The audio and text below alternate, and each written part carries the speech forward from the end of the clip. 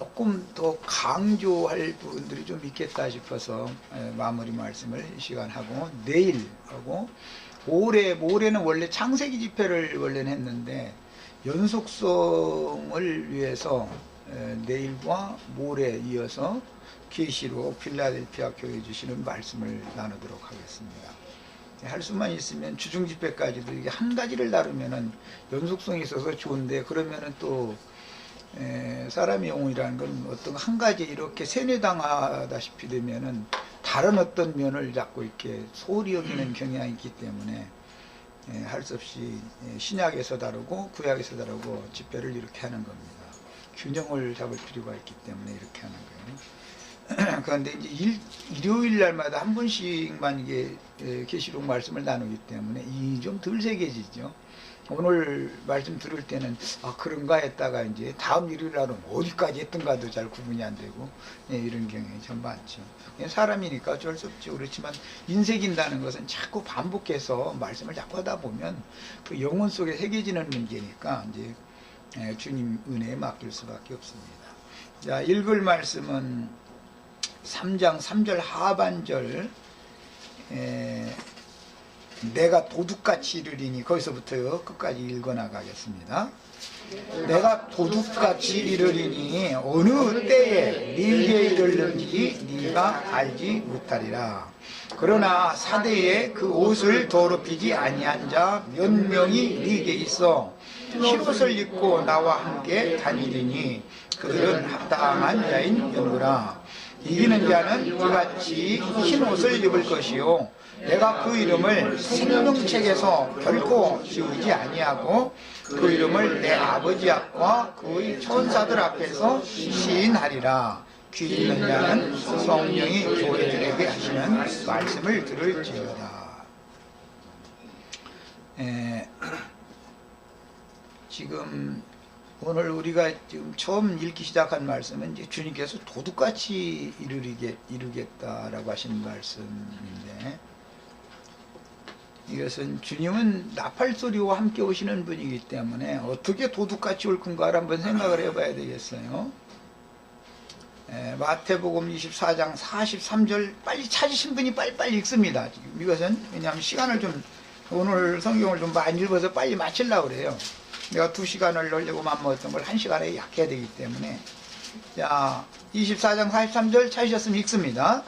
너희도 아는 바니 만일 집주인이 도둑이 어느 시각에 올 줄 알았다면 깨어있어 그 집을 뚫지 못하게 하였으리라. 데살로니가전서 5장 2절로 11절을 빨리 찾아서 같이 또박또박 읽습니다. 주의 날이 밤에 도둑같이 이룰 줄을 너희 자신이 자세히 알기 때문이라. 11절까지 읽는 거예요. 2절부터 11절까지. 그들은 2절부터 주의 날이 밤에 도둑같이 이룰 줄을 너희 자신이 자세히 알기 때문이라. 그들이 평안하다 안전하다 한 때에 임신한 여자에게 해산의 고통이 이르는 같이 멸망이 갑자기 그들에게 이르리니 결코 피하지 못하리라. 형제들아 너희는 어둠에 있지 아니하되 그날이 도둑같이 너희에게 임하지 못하리니 너희는 다 빛의 아들이여 낮에 아니하리라. 우리가 밤이나 어둠에 속하지 아니하니 그러므로 우리는 다른 이들과 같이 자지 말고 오직 깨어 정신을 차리라. 자는 자들은 밤에 자고 취하는 자들은 밤에 취하되 우리는 낮에 속하였으니 정신을 차리고 믿음과 사랑에 신령을 붙이고 구원의 소망의 틀을 쓰자. 하나님이 우리를 세우시면 노하심에 이르게 하심이 아니요 오직 우리 주 예수 그리스도로 말미암아 구원을 받게 하시니라. 예수께서 우리를 위하여 주사 우리로 하여금 깨어있든지 자든지 자기와 함께 살게 하여 하셨느니라. 그러므로 피차 공멸하고 서로 더불 섬기기를 너희가 하는 것 같이 하라. 아멘. 오늘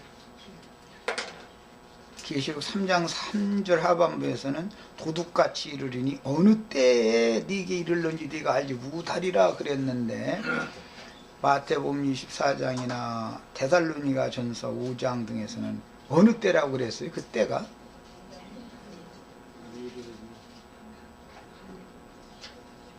평안하다, 안전하다 할 그때라고 이렇게 돼 있잖아요. 주님 그렇게 그때 도둑같이 온다 그렇게 돼 있어요. 내가 이걸 지적을 하려고 일부러 읽게 한 거예요. 이영재님 저 시간에 이제 그런 경각심을 주는 얘기를 많이 했는데, 혹시 우리들도 느슨한 마음으로 마음이 둔해져 가지고 나는 구원을 받았다, 또 나는 뭐 그래도 뭐 이런저런 말씀 다 들어봐도 그래도 제일 그래도 내 마음에 들고 그냥 은혜가 되는 말씀을 들으러 이렇게 모임에 다니고 그러니까 나는 다 됐다, 뭐 나는 안심이다, 이건 평안하다, 안전하다 하는 그때가 되겠죠. 우리들 자신에게 이런 말씀을 적용을 좀 해보셔야 되겠어요. 베드로후서 3장 10절 읽겠습니다.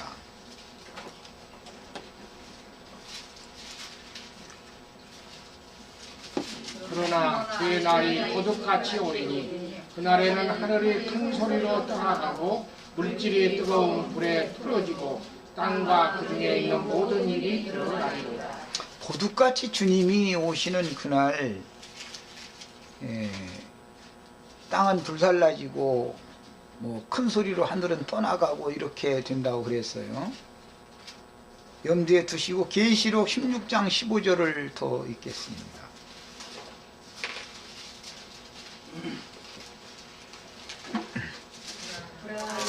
도둑같이 오리니 누구든지 깨어 자기 옷을 지켜 벌거벗고 다니지 아니하며 자기의 부러움을 보이지 아니하는 복이 있도다. 아멘.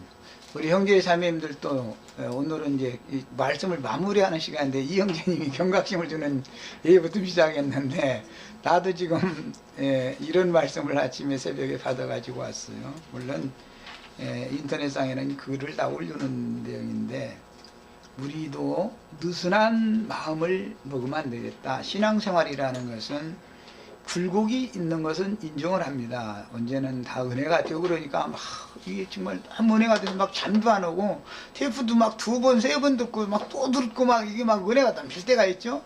그러다가 이제 사람이라는 것은 계속 올라가기만 하는 건 아니고, 어떤 이렇게 균형 유지를 하는 듯 하다가는 올라가는 사람도 있고 내려가는 사람도 있어. 이제 보면은 우리 형제 자매님들은 날마다 올라가는 신앙을 나랑 같이 이렇게 깨어있는 신앙을 끝까지 견지해서 자기 옷을 지킨다, 뭐 흰옷을 입는다, 뭐 벌거 벗고 다니지 않는다, 이런 표현을 많이 했는데, 이것은 신앙생활을 끝까지 잘 한다 그 말이에요. 우리들 이제 주위에도 보면은 나도 전에 성경줄이나 읽었다 있었고, 뭐 나도 예수께나 믿는다, 예수 믿는 거에 대해서 말하지 말라고 이제 이런 사람도 만나게 되죠.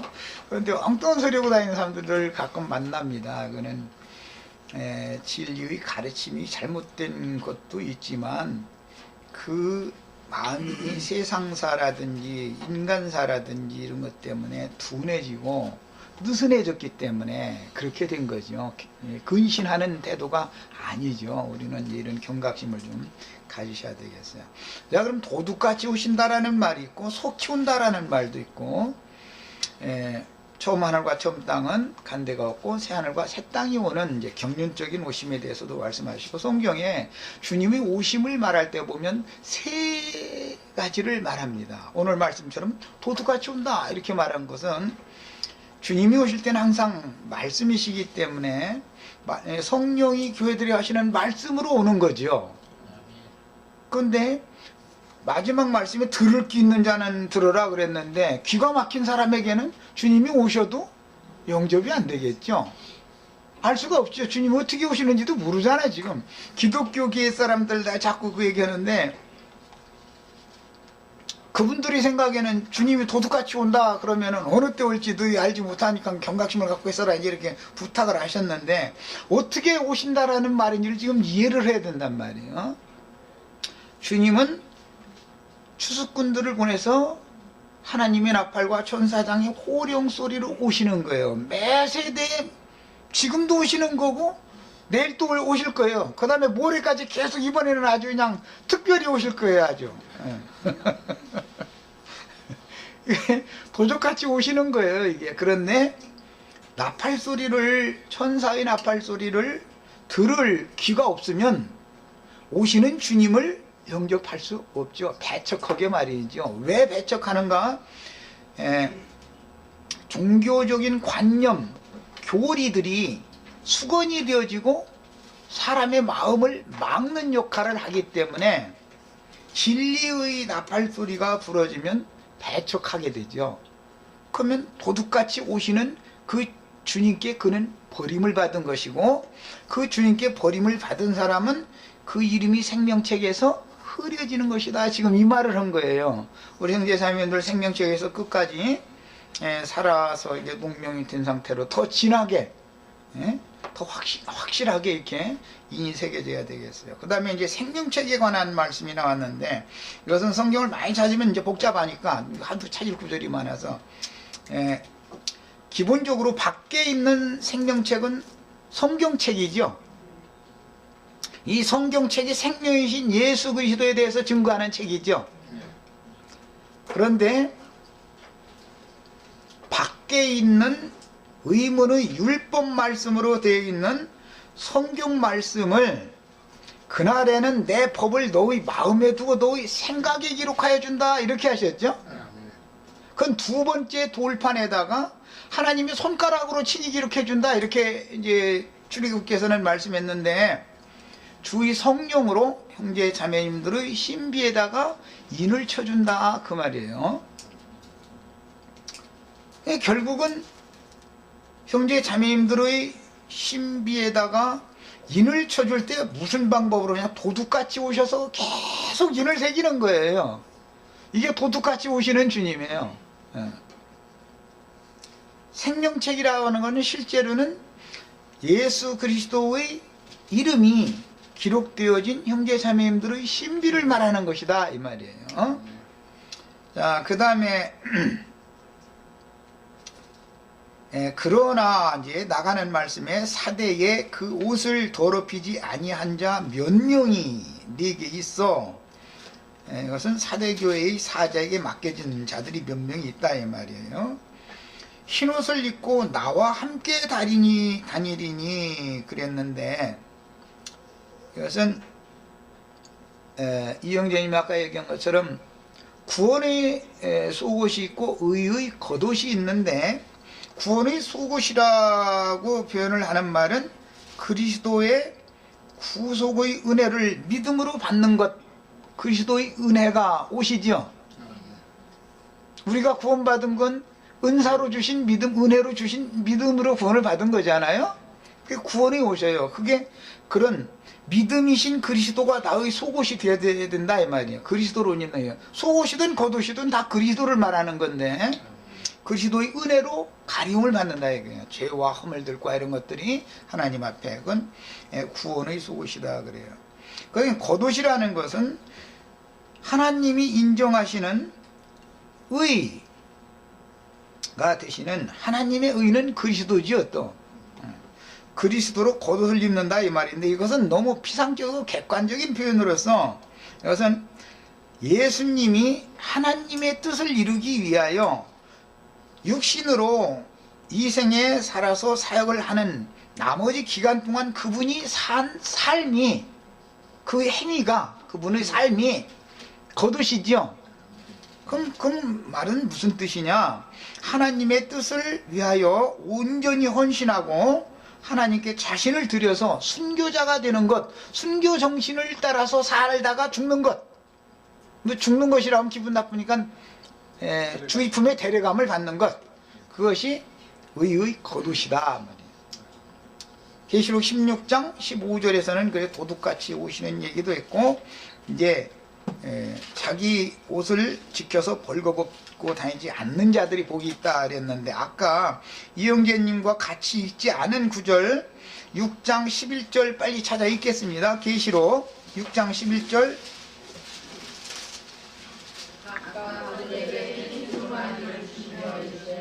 아직 잠시 동안 시대에 그들의 종들과 형제들도 자기처럼 주님을 강하여 그 수가 차기하게 하라 하시라. 자, 힘두루마기를 받으려면 하나님의 말씀과 저희 가진 증거를 인하여 목배임 당해서 죽임 당하는 거죠. 그것이 의의 거두시단 말이에요. 지금 나와 같이 흰 옷을 입고 나와 같이 다닌다 그랬는데, 주님은 지금 진리와 생명이 성령으로 교회에게 말씀하시죠. 성령이 지금 말씀하시는 중이죠. 어떤 증인들을 통해서 말씀을 하실 때 사실은 그 증인이 하는 말이 아니고 하나님이 말씀하시는 거죠. 주님께서 말씀하시는 거예요. 그 영을 따라서 진리를 증거하면 당연히 흔히 말하는 보수를 견지하고자 하는 사람들은 이단이 나온 것이기 때문에 배척하고 박해하고 심지어는 죽이게 마련인데, 그것을 두려워하지 않고 예수님이 그 길을 가셨던 길을 사도들이 뒤따라갔고 우리도 그 길을 뒤따라가면 흰옷을 입고 주와 함께 다니는 사람이죠. 표현이 이런 표현이에요. 7장 계시록 7장 14절 읽겠습니다. 내 주여 편심히 하시나이다. 그가 나에게 이르되 이는 큰 환란에서 나오는 자들이 어린 양의 피에 그 옷을 씻어 피게 하였느니라. 13절을 더 읽겠습니다. 13절부터 읽어야 되겠네. 장로 중 하나가 응답하여 나에게 이르되 이 흰옷 입은 자들이 누구며 또 어디서 왔느냐. 내가 말하기를 내 주여 편심히 하시나이다. 그가 나에게 이르되 이는 큰 환란에서 나오는 자들인데 어린 양의 피에 그 옷을 씻어 피게 하였느니라. 야, 어린 양의 피라는 건 예수님의 생명을 말한 건데, 예수님의 생명으로 형제자매님들의 신앙 양심이 정결하게 되어지고 마음도 깨끗게 되어진 사람은 하나님의 뜻을 이 땅에서 온전히 이루게 하기 위해서 나 자신을 헌신하여 드림으로 순교자가 되는 것을 말하는 거예요. 이런 사람들은 모두 흰옷을 입은 사람들이다 그랬어요. 사람들은 어디서 나온다 했어요? 큰 환란에서 나오는 자들이다 그랬어요. 그것은 이제 경륜적인 문제가 있는데, 뒤에 이어진 필라델피아 교회의 사자에게는 그 전에도 없고 후에도 없는 큰 환란을 면하게 해준다 그랬으니까 그 큰 환란을 거치는 자들과는 어떤 구분이 있습니다. 그러나 그 짐승의 때의 전에도 없고 후에도 없는 큰 환란을 경험하지 않고도 이미 순교 정신으로 살아야만, 그래야만 경각심을 가지고 흰옷을 입고 주와 함께 다닐 수가 있는 거죠. 나의 인생길 전체에서. 이제 이런 것을 잘 염두에 두셔야 되겠어요. 개혁자들은 그때 당시는 이제 생명을 내놓지 않으면 로마교 교황권에 대항할 수가 없는 거예요. 교황권에 대항하면 죽는 거니까 이것은. 그 정신을 우리도 여전히 이어받아서 신앙생활을 하셔야 되겠어요. 그래서 누가 뭐 당신 2단이다 뭐 3단이다 해가면서 판단하는 거 이런 거 절대, 그것을 기쁨으로 생각하시고 감사함으로 여기셔야 돼요. 그래야 깨어있는 사람이요. 제일 중요한 것은 앞으로도 계속 이어서 말씀을 나누게 되겠지만, 나의 신앙 양심이 또 더럽혀지지 않는 것이고 내 마음이 부패로 돌아가지 않는 거예요. 그러려면 진리와 생명의 성령이신 그분이 내 안에 오셔서 그분이 왕으로 임재하셔서 나를 지키시고 주장하셔야 되는 거예요. 결국은 이것이 은혜요, 믿음인데, 마음에는 믿었어도 불분명한 사람은 믿음으로 행하기가 어려운 거죠. 순교 정신을 따라서 이 생애를 마치기까지 그 순교 정신으로 산다라는 것은 느슨해질 수 얼마든지 있다라는 거잖아요. 우리 마음과 생각이 다른 데로, 허탄한 데로 이렇게 빼앗기지 않도록 주님 앞에서 늘 은혜를 구하기를 바라요. 형제 자매님들한테만 부탁하는 말이 아니라 나부터도 내가 본을 보이면 우리 형제 자매님들 자연히 따라오게 마련이죠. 오늘 이제 오면대 설교를 듣는데 새벽에 관한 말을 많이 하더라고요. 그래요. 새벽 눈 뜨자마자 하여튼 내 머리맡엔 반드시 성경이 있어야 돼. 그래서 눈 뜨면 세수하라고 칫솔질하고 이러면 생각이 풀어져 버리니까 바로 딱 성경 딱 두는 거예요. 불 탁 켜면 성경을 딱 잡아서 무조건 성경 읽는 거예요. 이것이 버릇이 되셔야 돼. 습관이 되셔야 되겠어요. 내가 이걸 수도 없이 지금 부탁하고 있어요. 그러게 해서 새벽 시간에는 더 많은 말씀을 깨닫게 해주실 수가 있어요. 성경을 읽으시면. 자, 사대교회의 이기는 자들에게 그 영께서 약속을 하실 때 그옷을 더럽히지 아니한 자 몇 명이 내게 있어서 흰옷을 입고 나와 함께 다닌다. 그들은 합당한 자다. 하나님이 여길 때 합당히 본다. 이제 이런 말이죠.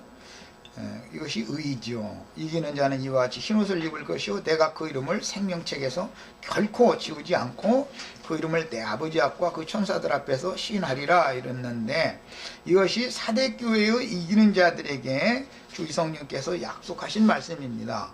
창조주의 말씀인 구속하신 주님, 그 영이 되셔서 우리를 구속을 적용시켜주고 계시는 그 주님의 아버지 앞이라는 것은 태초부터 계신 말씀, 창조자. 아버지라는 말은 원래 그 이제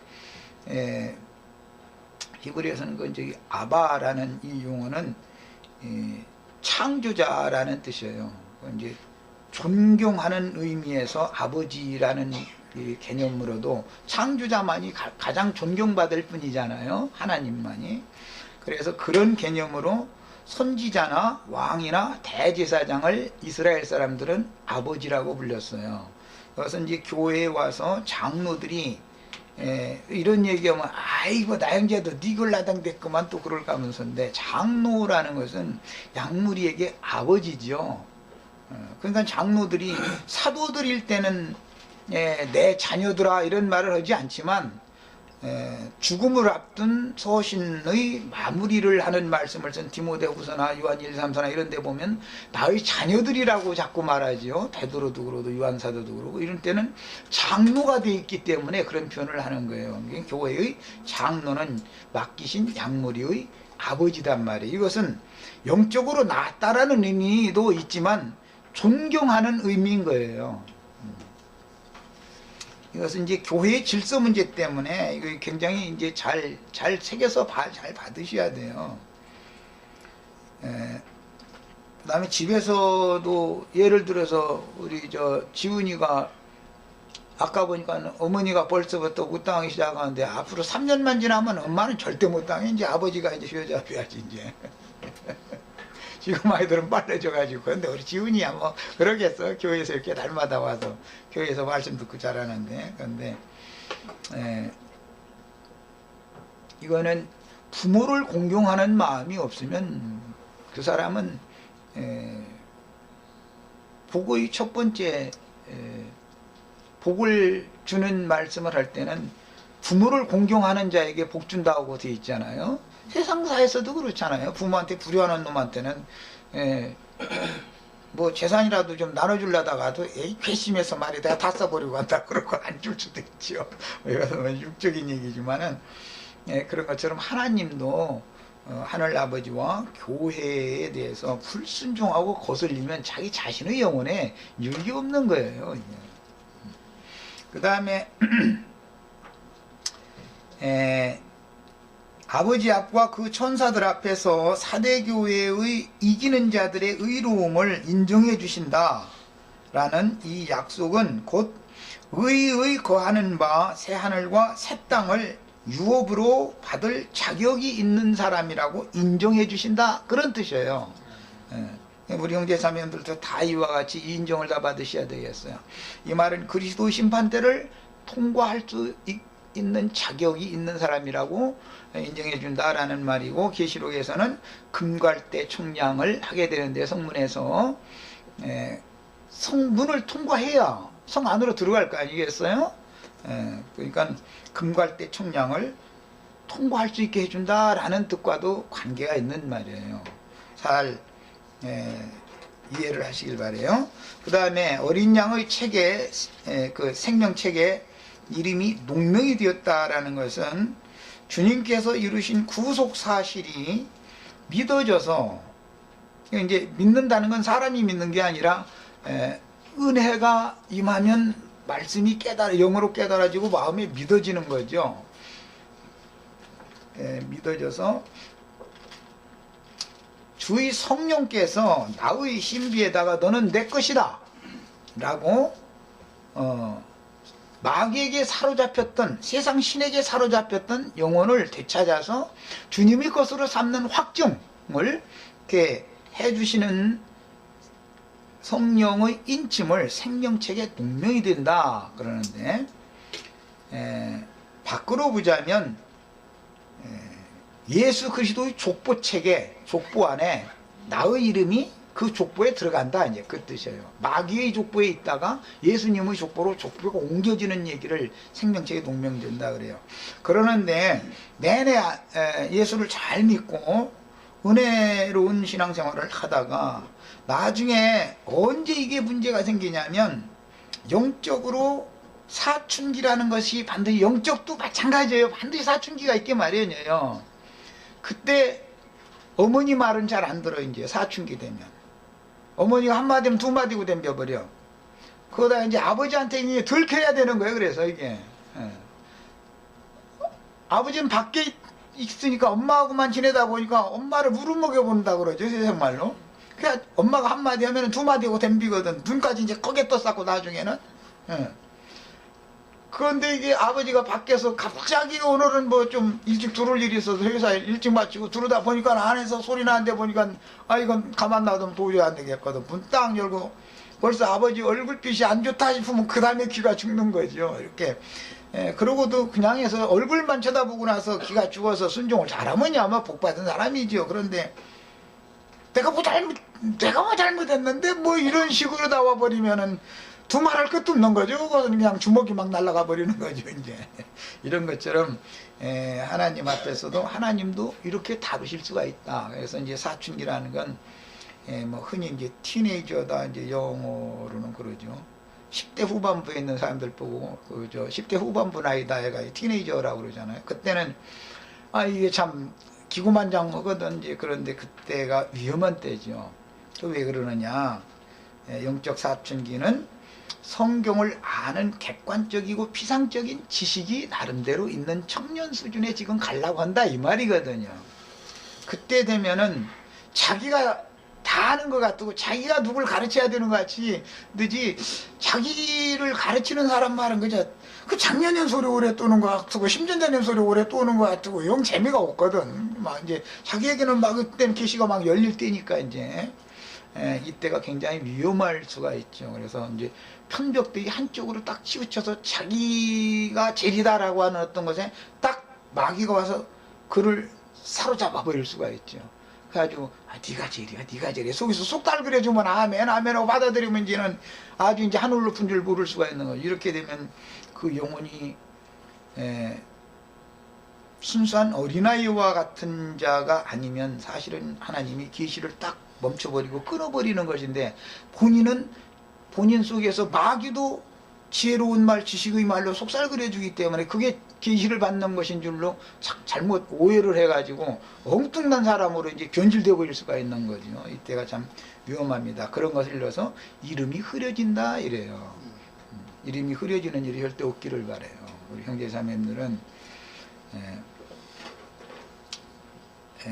교회를 인도하는 어떤 이제 형제 얘기했던 질문을 할 때도 다소곳이 벌써 영이라는 게 있는 거예요.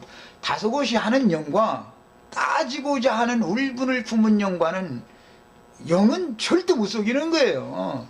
특히 말씀을 가르치는 사람은 영이 민감하기 때문에 누가 뭐 대화하면 벌써 눈빛만 봐도 알거든. 참이. 이것은 하나님의 성령이 그 함께 영과 그 영이 함께 계신다면은 영은 속일 수 없는 거예요. 이런 것을 잘 두려움으로 이런 말을 잘 받으셔야 되겠어요. 그래서 이제 이런 경우는 생명체의 동명이 되었다가 흐려질 수 있다는 뜻은 주님의 은혜가 소멸되어 신앙 양심의 등불이 꺼져버리고, 사람의 심령은 여호와의 등이죠. 등불은 켜져 있어야 되는데 등불이 아주 꺼져버리면 이것은 살았다 하나 죽은 자가 되는 거죠. 그렇게 되면 마음은 사실은 사단의 영, 자기가 지혜롭고 지식이 있다고 자부하는 마음에 잡혀버린, 즉 교만한 마음에, 영적 교만을 말하는 거예요. 잡혀버리면 그 신앙 양심의 등불이 꺼진 상태에서 마음에 진리의 빛이, 생명의 빛이 반사되어지지 못할 때 그 마음은 어둠에 잡히게 되기 때문에 육신의 생각에 따라서 사실은 우준한 짐승과 방불하게 살다가 몇 개라도 오늘 말씀에 회개하라 그랬는데 회개하고 돌이키지를 못하고 은혜를 주셔도 돌이킬 기회를 주어도 끝내 돌이키지 않고 육신의 생각에 따라서 남은 인생을 끝까지 버틴다고 그러는데 이제 이러고 살다가 이 귀한 구원의 날 은혜의 때를 다 놓쳐버리고 사후에 영광의 도성 바깥 어둠의 초소로 쫓겨나서 흑암의 권세에게 잡혀간다. 흑암의 권세에게 잡혀갔다가도 다시 생명체계에 또 농명되어지는 은혜가 이제 천년왕국이 지난 다음에 또 한 번 있게 되니까, 그것은 이제 오순절 때 성령이 한 번 임했고, 천년왕국으로 들어갈 때 한 번 임하고, 영세로 들어갈 때 또 한 번 이제 그런 이제 기회를 자꾸 주님이 주시는 거니까, 그때까지도 이 영이 깨닫지를 못하고 돌이키지 않고 주님께로 돌아오지 않으면 영원히 마귀 것이 돼버릴 수가 있는 거죠. 마태복음 8장 11절로 12절을 읽겠습니다.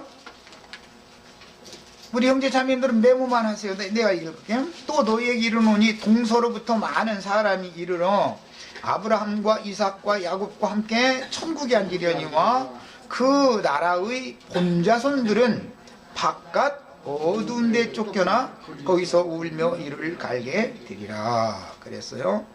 이때 당시 나라의 본자손이라는 것은 유대인들을 말하는 거죠. 예수님이 유대인의 모습으로 자기 땅 자기 백성을 찾아오셔서 하신 말씀이니까. 그래서 유대인들은 그 나라를 뺏기고 세리와 창기가 먼저 그 나라에 들어가 앉아있는 것을 너희가 볼 때 너희는 바깥 어두운 것에 쫓겨났다는 것을 알고 슬피 울며 이를 갈 것이다, 이렇게 이제 표현을 했는데, 누가복음 13장 23절로 30절까지 읽겠습니다. 어떤 사람이 여짜오되 주여 구원을 받는 자가 적으니까 그들에게 이르시되 좁은 문으로 들어가기를 힘쓰라. 이 구원의 문, 생명의 문, 양의 문이라고 하는 것은 문이 넓은 게 아니다, 이 말이죠. 내가 너희에게 이르노니 들어가기를 구하여도 못하는 자가 많으리라. 좁은 문이라는 것은 영의 생각을 말하는 것이고 넓은 문이라는 것은 육신의 생각을 말하는 거예요. 성경에서는 그냥 간략간략하게 해서 넘어가는 거예요. 네. 좁은 문이라고 하는 성령의 감동을 받은 영의 생각을 말하는 거고, 넓은 문 하면 육신의 생각, 세상을 향해서 이렇게 열려있는 그런 생각을 말하는 거예요. 문이라는 건 전부 생각을 말하는 거예요. 항상 집주인이 일어나 문을 한 번 닫은 후에, 그러면 주님께서 문을 열어주실 때도 있고 닫을 때도 있다라는 것이죠. 문을 한 번 닫아 놓으면 아무리 은혜를 구해도 은혜가 임할 수 없죠. 닫혀있기 때문에 뭘 부을 수가 없는 거죠.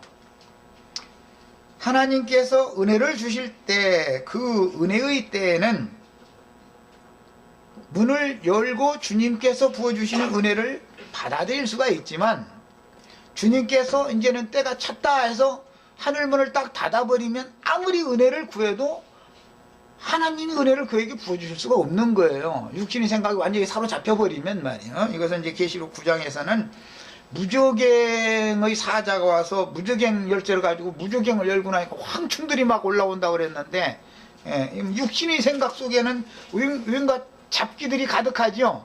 이것들이 나의 신앙 양심과 나의 마음을 온통 점령해버리는 때가 되면 이제는 아무리 하늘에서 은혜를 입혀줘도 은혜를 받을 수 없게 된다는 거예요. 그게 구원의 날이라는 건 항상 있는 건 아닌 거죠. 그래서 신앙생활 내내 잘 하다가 이렇게 실족하신 분들이 있으면은 이런 가서 잘 설득을 잘 하셔야 돼요.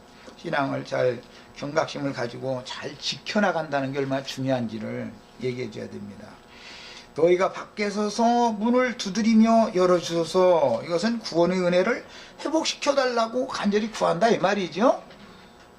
그렇게 해도 그가 대답하여 이르되 나는 너희가 어디에서 온 자인지 알지 못하노라 하리니. 이것은 부인한다는 말이죠. 오늘 말씀에 시인하리라 그랬는데 너를 인정하지 않는다 이 말이죠.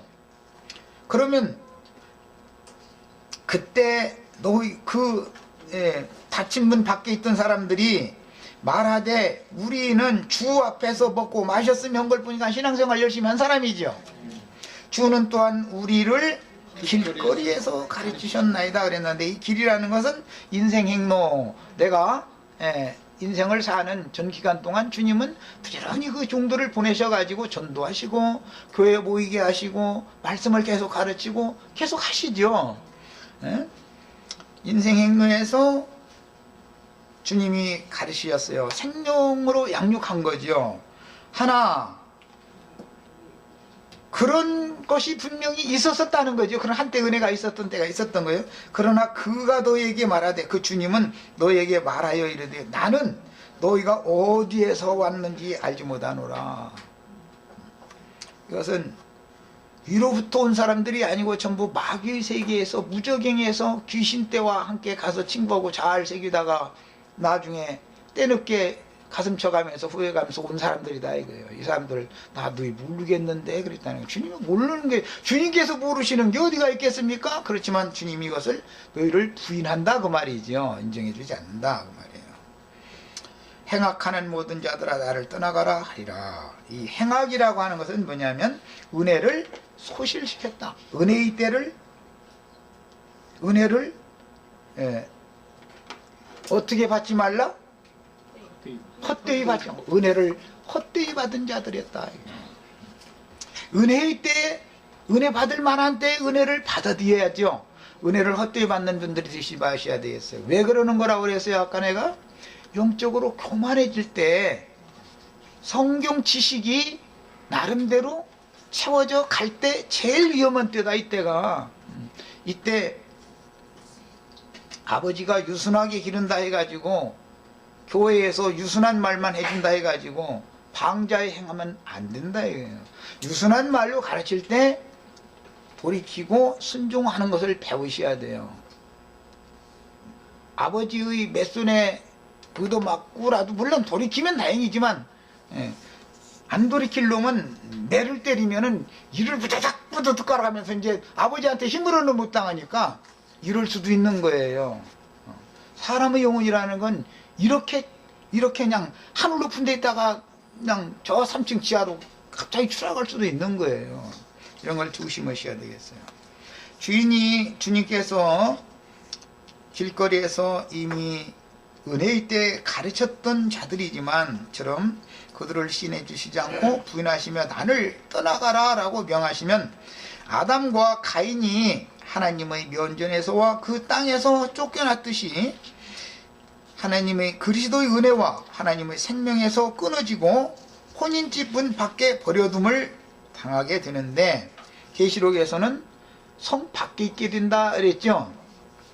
이것이 그리스도의 심판 때요 금갈대 총량이니 하나님의 심판은 반드시 하나님의 집에서부터 시작되는 것이며, 누구는 주의 이름으로 오시는 이요 할 때까지만 쫓겨나지만 누구는 영원히 버림을 받을 수도 있다. 영원히 돌아오지 못할 수도 있다. 나는 한 번 구원받으면 다다라고 잘못 생각하시면 안 되는 거예요. 사람으로 태어났어도 자라다 말고 병에 걸려 죽을 수도 있고 죽을 수가 있죠. 그러는 거예요. 영적 생명도 주님께서 내가 너를 도무지 모른다 해서 주님의 은혜에서 하나님의 생명에서 끊어버리면 그건 죽는 거예요. 그래서 주님의 은혜를 헛되이 받거나 은혜를 소실시키는 일이 없어야 되겠어요. 우리 형제자매님들, 내가 교회 생활을 이렇게 막 강권하는 식으로 자꾸 하면은 형제님 말 집회도 너무 많이 하고 막 좀 줄리다고 이제 이런 얘기 하시지 마세요. 한 번 더 합시다 이렇게 해야 돼 기왕이면. 그럼 난 힘들어도 할 거예요. 나 힘든다고 하지 않고 할 거예요. 어떻게든지 해서 막 이제 잠자는 시간을 좀 더 줄여야지 이제 나는 뭐 입만 가지고 와서 되는 게 아니니까 뭔가 내놓을 걸 가지고 와야지. 너희가 아브라함과 이삭과 야곱과 모든 선지자는 하나님 나라에 있고 오직 너희는 밖에 쫓겨난 것을 볼 때 거기서 슬피 울며 이를 갈리라 그랬는데, 밖이라는 것은 기본적으로는 주님의 성전이신 그리스도 밖이라는 뜻이고, 에덴 동산이 하나님과 아담이 함께 살아야 될 처소였죠. 하나님의 집이잖아. 거기가 하나님의 집은 아담의 집도 되죠. 집 밖으로 쫓겨나는 건 얘기잖아요. 그런데 그 땅에 동방에 동산을 장설하시고 동산 중앙이 있었는데, 사람은 영과 혼과 몸이 있단 말이에요. 아담이 범죄했을 때에는 에덴 동산을 포함하는 그 땅으로만 쫓겨났죠. 그 땅을 개간해 가지고 동산을 창설하셨다가 동산 중앙에 있는 금령과를 먹고 나니까 동산 밖으로 쫓아냈다 그랬지, 노 땅으로 대뜸 쫓아내는 건 아니잖아. 이거 봐, 벌써 이렇게 시간이 가버리니 참. 그런데 어쨌든 이스라엘 사람들로 말하자면 예루살렘에서는 쫓겨났어도, 성 밖으로 쫓겨났어도 팔레스타인 땅, 약속의 땅 안에 있을 때는 그래도 완전히 버림받은 건 아니죠. 그러나 이제 예루살렘에서만 쫓겨나는 게 아니라 약속의 땅 밖으로 멀고 먼 이방 땅으로 완전히 쫓아내버리면, 두 번째 쫓겨나면 완전히 죽는 거죠. 이런 건 상징이다 이런 말이에요. 우리 형제 자매님들도 그래서 이름이 농명된 사람들이 쫓겨나도 은혜를 회복할 수 있는 위치까지만 쫓겨나야지, 너무 먼 데까지 쫓겨나면 안 되겠다. 갑절의 저주가 임하는 데까지 쫓겨나면 참 돌아오기가 어려운 거죠. 나중에 돌아오고자 해도 은혜의 때가 끝난 다음에 내가 전에는 은혜가 있을 때는 주님 하고 주의 이름 부르고, 또 어떤 지체였던 지금 막 힘든다는 소리 들으면 막 가슴이 막 찢어지게 아프고 막 눈물이 흘리고, 은혜가 그때는 넘쳤는데 지금 내가 왜 이렇게 냉랭해졌죠? 몸부림쳐도 사람이 스스로 은혜를 회복시킬 수는 없는 거죠. 내 스스로가 나를 구원할 수는 없는 거예요. 어떤 지체가 뜻하더라 하면 막 깜짝 놀래지고, 그 때문에 막 잠이 안 오고, 이렇게 되는 이것을 늘 유지를 해야 된단 말이에요, 사람이. 그러고 주여 하면은 은혜가 넘쳐서 가슴이 뜨거워지고 눈물을 흘려서 속에 있는 모든 더러운 것들을 완전히 다 씻어내면 사람 자기 자신이 맑아진 걸 느끼잖아요, 영으로. 이런 것을 유지를 하시는 신앙생활을 계속 해야 된다는 것이 얼마나 중요한지를 꼭 깨달으셔야 되겠습니다. 뭐 시간이 다 돼서 어차피 이거 그러면은 내일 첫 시간에 1시간 더 하고 필라델피아 교회로 들어가겠습니다. 오늘 2시간을 또 1시간에 맞추려고 했더니 그게 잘 안 되네. 어쨌든 뭐 잠깐 내일은 뭐 1시간씩을 건 없이 그냥 잠깐만 언급을 하고 필라델피아 교회로 들어가겠습니다. 자, 마침